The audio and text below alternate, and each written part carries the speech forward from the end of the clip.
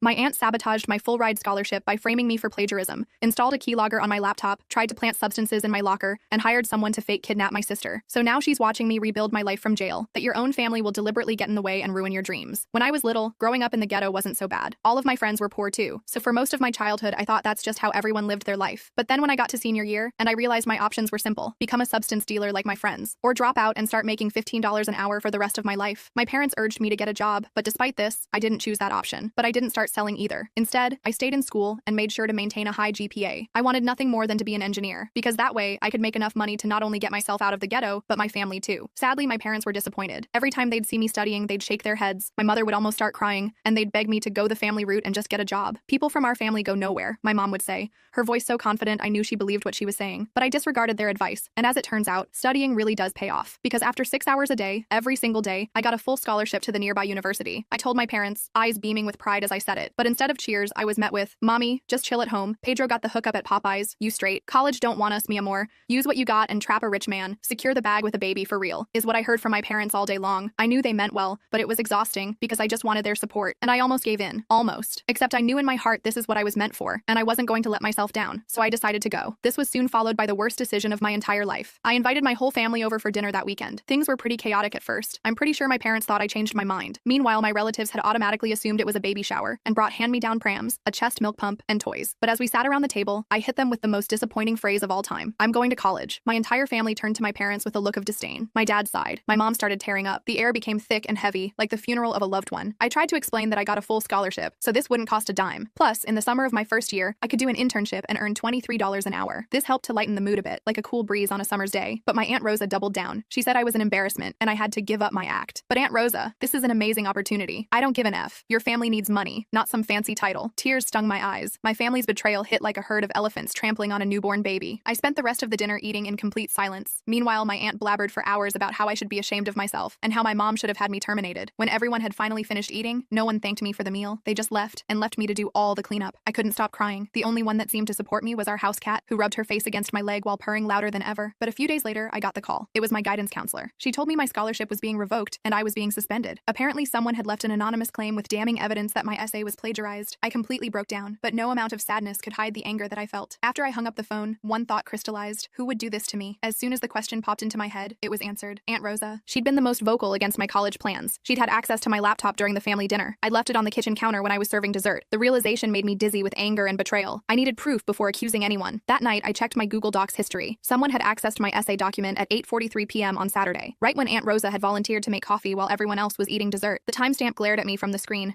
confirming my suspicions but not providing enough evidence to clear my name. Still, I needed more evidence. I remembered my aunt bragging about her computer skills from her receptionist job. I texted my cousin Daniela, Rosa's daughter, asking to borrow her math notes. When she invited me over after school, I almost cried with relief. I spent the entire bus ride rehearsing what I'd say, how I'd act normally while searching for proof. Aunt Rosa wasn't home when I arrived at their apartment the next day. Daniela and I studied for about an hour before she needed to use the bathroom. The moment she left, I slipped into Aunt Rosa's bedroom and spotted her laptop on the nightstand. The room smelled of her signature perfume, the same scent that had filled our apartment during the disastrous dinner. My hands shook as I opened it. No password protection. Typical. I checked her search history: how to plagiarize without getting caught, reporting plagiarism anonymously, and changing essay to avoid detection. She'd even downloaded a copy of my essay. Each discovery felt like another punch to my gut, but also strengthened my resolve to fight back. I took photos of the screen with my phone just as I heard the bathroom door open. I quickly closed the laptop and returned to the living room, heart pounding. Daniela didn't seem to notice anything amiss as we returned to quadratic equations, but inside I was screaming. That night, I couldn't sleep. My college dreams were crumbling, and my own aunt was responsible. I needed a plan. She'd destroyed my future without hesitation. I couldn't just let it go. I stared at the glow-in-the-dark stars on our bedroom ceiling, mind racing through possible solutions. The next morning, I skipped breakfast and headed straight to Ms. Chen's office with the evidence on my phone. She examined the photos carefully, her expression growing more concerned with each swipe. "This is concerning, but not definitive proof," she said. "The school board will need more to reverse their decision." Her sympathetic tone did little to ease my frustration. I left feeling defeated. Then I remembered something. My cousin had mentioned that Aunt Rosa kept a journal. If she'd written anything about sabotaging me, that would be the smoking gun I needed. The challenge would be finding it without getting caught. Getting back into Aunt Rosa's apartment wouldn't be easy. But then luck struck. Daniela texted asking if I could feed their cat while she and her mom attended a wedding that weekend. I agreed immediately, trying to contain my excitement at this perfect opportunity. Saturday morning, I let myself into their apartment with the spare key. After feeding their grumpy cat, I started searching. The journal wasn't in obvious places, not the bedroom nightstand or bookshelf. I was about to give up when I spotted a leather-bound book behind some shoes in her closet. My heart raced as I carefully pulled it out. The entries were mostly complaints about coworkers and gossip. Then I found found the entry from Sunday after our dinner. Alicia thinks she's better than everyone with her college nonsense. Taught her a lesson she won't forget. Found an old essay online, tweaked it to match hers, and sent an anonymous tip to her school. Let's see how smart she feels now. The words were written with such venom that the pen had nearly torn through the paper in places. I took photos of the page, my hands trembling with anger and relief. Then I heard a key in the front door. I shoved the journal back and slipped into the bathroom, pretending I'd just used it when Aunt Rosa walked in. "What are you still doing here?" she asked, eyes narrow. "Daniela asked me to feed Gizmo," I replied, trying to keep my voice steady. "Just finished. Why are you back so early?" "Forgot my medication." She watched me grab my backpack, suspicion written across her face. I could feel her eyes burning into my back as I hurried out the door. I spent Sunday compiling evidence, the Google Docs history, the search results on her laptop, and the journal entry. Monday morning, I marched into the principal's office and laid it all out. Principal Vargas looked disturbed. "This is a serious accusation, Alicia." "I know, but I have proof." He examined everything, then called Ms. Chen in. After a lengthy discussion, they agreed to present my case to the scholarship committee. I'd have to wait for their decision. That afternoon, I received a text from Aunt Rosa. "Saw you snooping. You'll regret this." A chill ran down my spine. The battle was just beginning. I immediately deleted the text and tried to calm my nerves. My aunt had officially transformed from annoying family member to actual threat. I needed to be smart about this, but the panic was real. What would she do next? I spent the night tossing and turning, scenarios playing through my head like horror movie trailers. The next morning, my mom noticed the dark circles under my eyes. She didn't say anything, just pushed an extra coffee mug in my direction. I almost told her everything right then, but what if she took Rosa's side? I couldn't risk it. I had to handle this myself. School felt like walking through quicksand. Everyone was talking about my suspension, whispering as I passed. My friend Letty caught up with me between classes. "Girl, what happened? 3 days gone and suddenly everyone's saying you cheated?" I gave her the condensed version. Her eyes got bigger with every sentence. "Your aunt did what? That's some telenovela shit right there. Tell me about it." Now I'm just waiting for the committee to decide my fate. The scholarship committee meeting was scheduled for Friday. 4 days of anxiety ahead. I tried focusing on classwork, but my mind kept drifting to worst-case scenarios. What if they didn't believe me? What if Aunt Rosa did something else to sabotage me? I got my answer Wednesday night when my little sister Sophia ran into our room, eyes wide. "Someone broke into your email. I saw it pop up on your laptop." I sprinted to my desk where I'd left my computer open. Sure enough, my email was open, but I hadn't checked it in hours. Someone had accessed my account remotely. I immediately changed my password and enabled two-factor authentication, heart pounding. Then I checked what had been accessed. They'd opened emails from the scholarship committee and Ms. Chen. Nothing seemed deleted or altered, but the violation felt like a physical blow. I knew exactly who was responsible. "Sophia, did you see anyone touch my computer today?" She shook her head. "No, but Aunt Rosa came by earlier to talk to Mom." "Of course she did." I checked my browser history and found searches for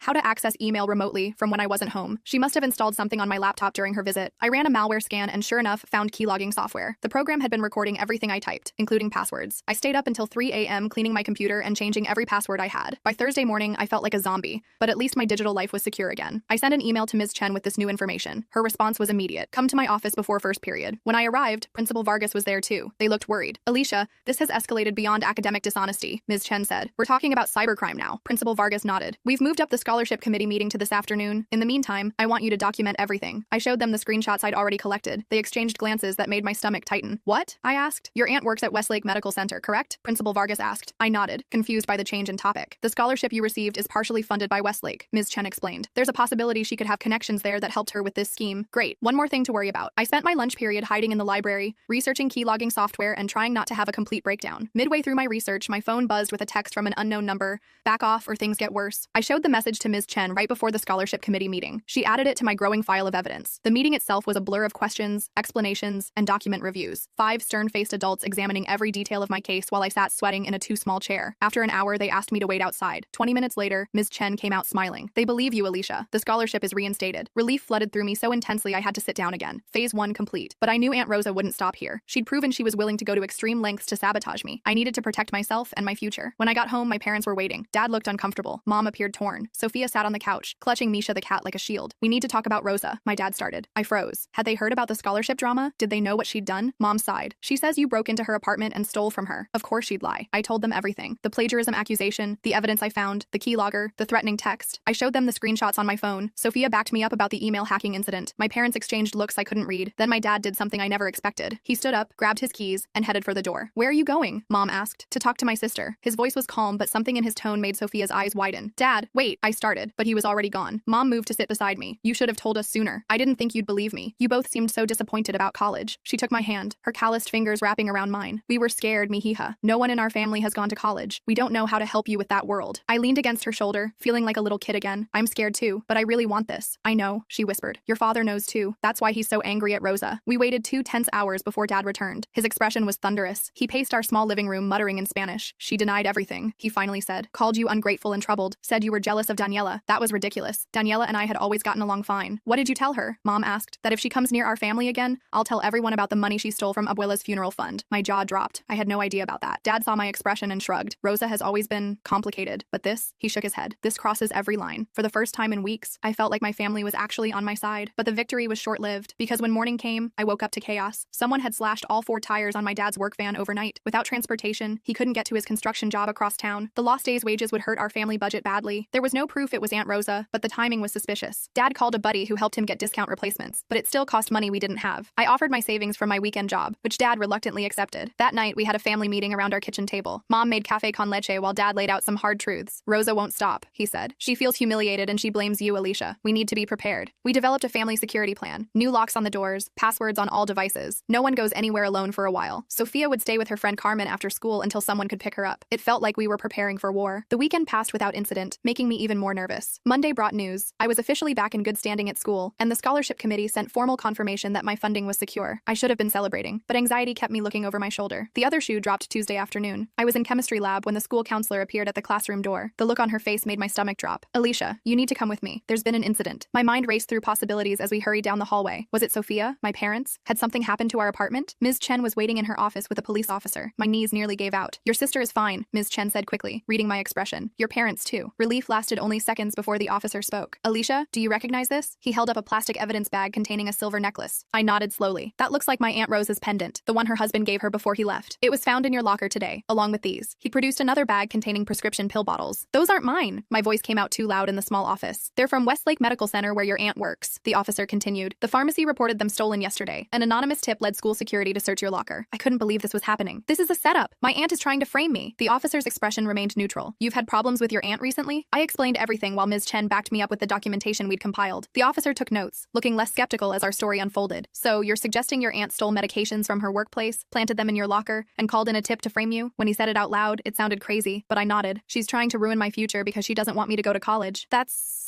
elaborate. He seemed unconvinced. Officer Martinez, Ms. Chen interjected, given the documented history of harassment, would you consider investigating the source of the anonymous tip? He agreed to look into it but warned me not to leave town. The medication theft was a serious crime. I wasn't technically under arrest, but I was definitely under suspicion. My parents were furious when I called them. Dad wanted to confront Rosa immediately, but Mom convinced him to be strategic. We needed proof that she was behind this. That evening, Daniela texted me, need to talk. Not at my place. It's about Mom. We agreed to meet at the library the next day. I was nervous about trusting her, but Daniela had never been involved in her mother's schemes before. Plus, I was desperate for allies. Daniela was waiting in the reference section when I arrived, looking like she hadn't slept. She pulled me between tall shelves where we wouldn't be overheard. Mom came home with pills yesterday, she whispered. She thought I was at soccer practice, but I forgot my cleats and came back early. She was putting these prescription bottles in her purse. When I asked her about it, she said they were samples for a doctor friend. My heart raced. Did you see what kind they were? Something with an A. Adderall, maybe? I don't know. But I heard her on the phone later saying something about the locker plan working perfectly and how she'll never go to college with a drug charge. Daniela looked miserable. I'm sorry, Alicia. I had no idea she'd go this far. Would you tell that to the police? I asked. Her eyes widened with fear.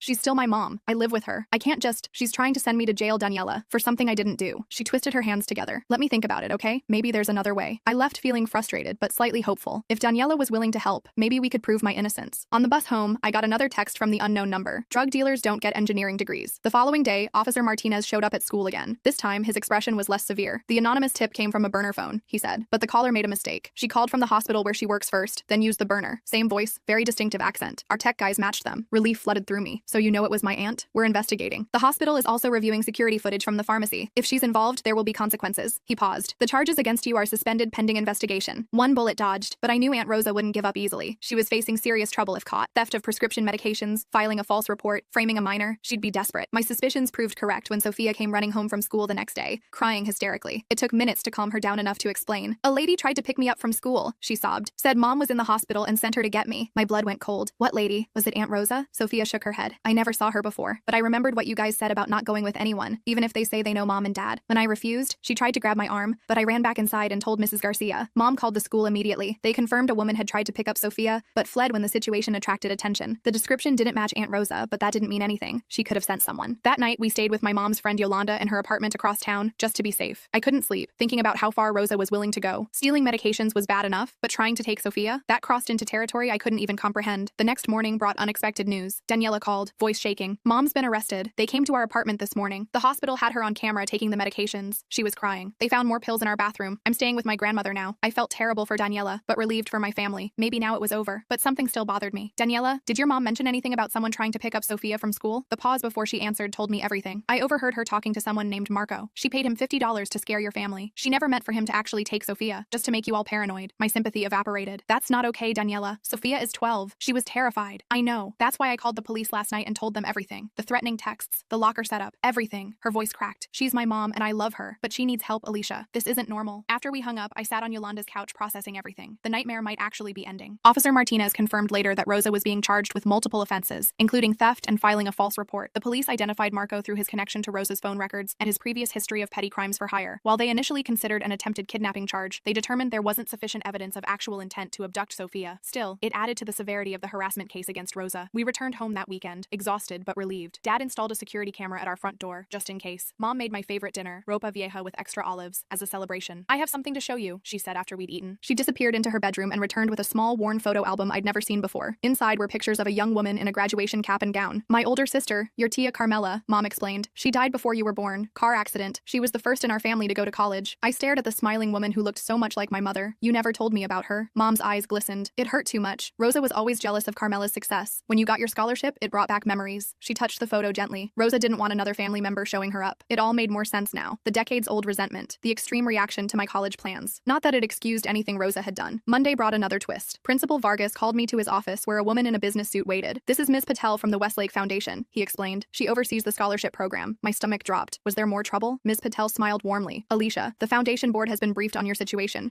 We're impressed by your resilience in the face of extraordinary obstacles. I blinked, confused. Thank you. We'd like to offer you an enhanced scholarship package. In addition to tuition, we'll cover housing, meals, and a technology stipend. We want to ensure nothing stands between you and your education. I couldn't speak. Principal Vargas beamed like he'd arranged it himself. Maybe he had. Furthermore, Ms. Patel continued, we'd like to offer you a paid internship next summer. Earlier than originally planned, but we believe you're ready. The emotions I'd been suppressing for weeks finally broke through. I cried right there in the principal's office, ugly sobbing that I couldn't control. Ms. Patel waited patiently, handing me tissues. Thank you, I finally managed. This means everything to me. That afternoon, I got one last text from the unknown number. This isn't over. I showed it to Officer Martinez, who added it to the case file. Actually, he said, it is over. Your aunt accepted a plea deal today. She'll serve 6 months and get probation after that, plus mandatory counseling. The judge also issued a restraining order. She can't contact you or your family. The relief was overwhelming. I finally felt like I could breathe again. That evening, I sat with my parents and Sophia in our tiny living room planning for my college future. Dad suggested I live on campus for safety, though I could tell it was hard for him to say. Mom started making lists of things I'd need for my dorm. I'll send you care packages, Sophia promised, with decent coffee, not that dorm stuff. And I'll visit every weekend, I told her. We can still do our Saturday morning cartoon ritual. Mom reached over and squeezed my hand. I'm sorry we weren't supportive at first, mija. We were afraid for you. The world can be hard on people like us. I know, Mom, but I'm going to make it. Dad nodded. Yes, you will, and we'll be right behind you. 2 days later, a letter arrived from Daniela. She was moving in with her grandmother permanently and transferring schools. She apologized again for her mother's actions and promised to testify if needed, though with the plea deal, it probably wouldn't be necessary. At the end, she wrote, don't let anyone stop you from becoming an engineer, not even family, especially not family. I pinned her letter on my bulletin board next to my scholarship certificate and Ms. Chen's business card. She'd insisted I take it to college with me as a reminder that there are people who believe in me. The wall was becoming a collage of my journey, the hard parts and the hopeful ones. The weeks leading to graduation passed surprisingly peacefully. Rosa's arrest became old news as prom and finals took center stage. My friends rallied around me once they learned the full story. Even classmates I barely knew offered support. Ms. Chen helped me register for fall classes. I chose Intro to Engineering Design, Calculus Y, Chemistry, and Freshman Composition. Just seeing my name on the university portal made everything feel real in a way it hadn't before. Dad's construction company got a big contract, bringing some financial stability we hadn't experienced in years. Mom reduced her cleaning jobs from 2 to 1, giving her more time at home with Sophia. Our apartment still had peeling paint, and the elevator still broke down regularly, but it felt more like a home than ever. The night before graduation, I found Mom sitting at our kitchen table, looking at Tia Carmela's photos again. She would be proud of you, Mom said softly, just like we are. I sat beside her, finally asking the question that had bothered me for weeks. Why did you let Aunt Rosa talk to me that way at dinner? Why didn't you defend me? Mom's eyes filled with tears. Because I was a coward, Alicia. I've been afraid my whole life. Afraid of not having enough money, afraid of losing our apartment, afraid of hoping for too much. When Rosa spoke, she voiced all my fears. She took my hand, but watching you fight for your dreams taught me something. Sometimes the biggest risk is not taking any risks at all. The next morning, I put on my graduation gown and cap. Sophia helped pin the Honor Society cord in place. We took family photos in front of our building, Dad proudly showing off his new smartphone camera skills. As we headed to the ceremony, I spotted an envelope taped to our door. Inside was a graduation card with a check for $500. The signature simply read, Tia C, with a small star drawn beside it. Mom gasped when she saw it. Carmela's old roommate from college, she whispered. She must have heard about everything from my Facebook posts. It felt like a sign, a connection to the family college graduate I never knew. I tucked the card carefully into into my purse as we headed out. At the ceremony, I sat with my classmates in alphabetical order, scanning the audience for my family. There they were, Mom, Dad, and Sophia in the 5th row, waving enthusiastically. They'd brought homemade signs with my name and future engineer written in glitter. When Principal Vargas called my name,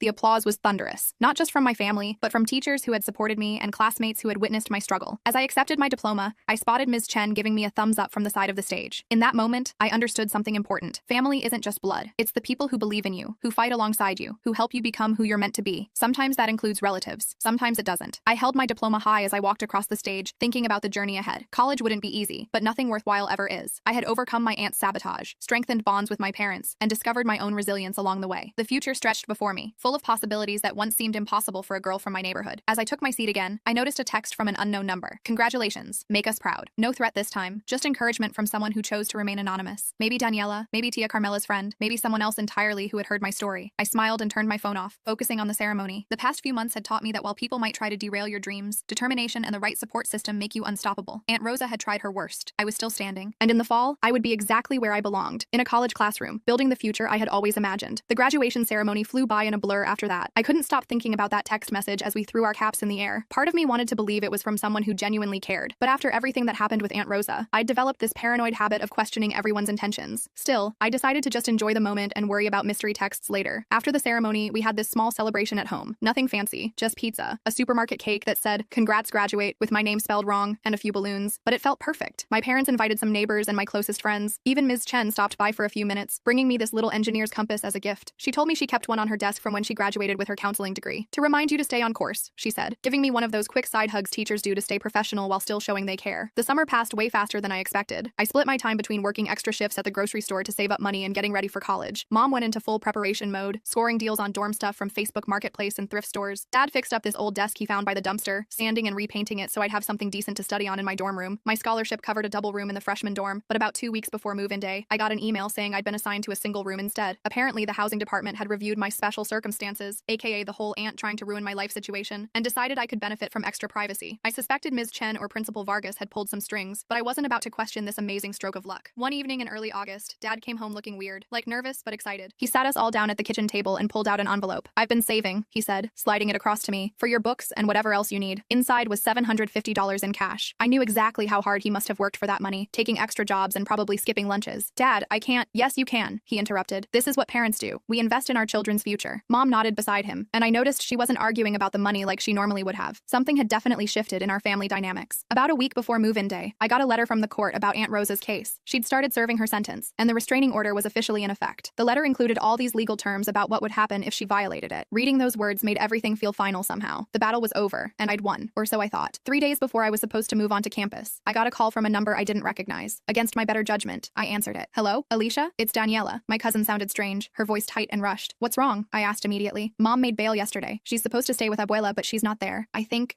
she might try something." My stomach dropped. "Did you tell the police?" "Yes, they said they'll keep an eye out, but..." She trailed off. "Just be careful, okay? She's been talking crazy. She blames you for everything." I thanked her and hung up, then immediately told my parents. Dad called Officer Martinez while Mom started checking all the locks. We decided I'd stay home the next day, instead of going to my final shift at the grocery store. Better safe than sorry. That night, none of us slept well. Every little noise had me jumping out of bed. Around 3 a.m., I heard a scratching sound at my window, and nearly had a heart attack before realizing it was just the tree branch that always scraped against the glass when it was windy. And when morning came, my phone rang again. Officer Martinez this time. "Good news," he said. "Your aunt has been located and taken back into custody. She violated her bail conditions by leaving her mother's house, so she'll be held until her official sentencing." The relief was so intense I had to sit down. One more crisis averted. Move-in day finally arrived. We piled all my stuff into my dad's work van, now sporting 4 functional tires, and headed to campus. The dorms were chaos, with families lugging mini fridges and plastic storage bins up narrow stairwells. My single room was tiny but perfect. A bed, desk, dresser, and just enough floor space to turn around in. The window overlooked a courtyard with some trees, way nicer than the view of the alley I had at home. Dad insisted on assembling my desk while Mom made my bed with the new sheets we'd bought. Sophia explored every inch of the room, opening and closing drawers like she was memorizing where everything went. "You'll visit, right?" she asked for probably the 20th time. "Every weekend," I promised, "and you can call me anytime." When everything was set up, we stood awkwardly in the middle of the room. This was the goodbye moment we'd all been dreading. Mom's eyes were already getting watery. "We should let you get settled," Dad said, clearly struggling to keep his voice steady. "Meet your neighbors and all that." I nodded, suddenly feeling like I might cry too. "Thanks for everything, really." Mom pulled me into a tight hug. "You call us tonight, yes? And tomorrow, and the next day." "I will, Mom." Dad hugged me next, patting my back awkwardly like he always did when emotions got too intense. Sophia flung her arms around my waist. "Don't forget about me when you get all smart and stuff," she whispered. "Never," I told her. After they left, I sat on my new bed and looked around at my new space. For the first time in my life, I had a room all to myself. No sister to share with, no parents on the other side of a thin wall. The silence felt strange but kind of amazing too. My orientation group met that evening. We had this dorky icebreaker session led by an over-enthusiastic senior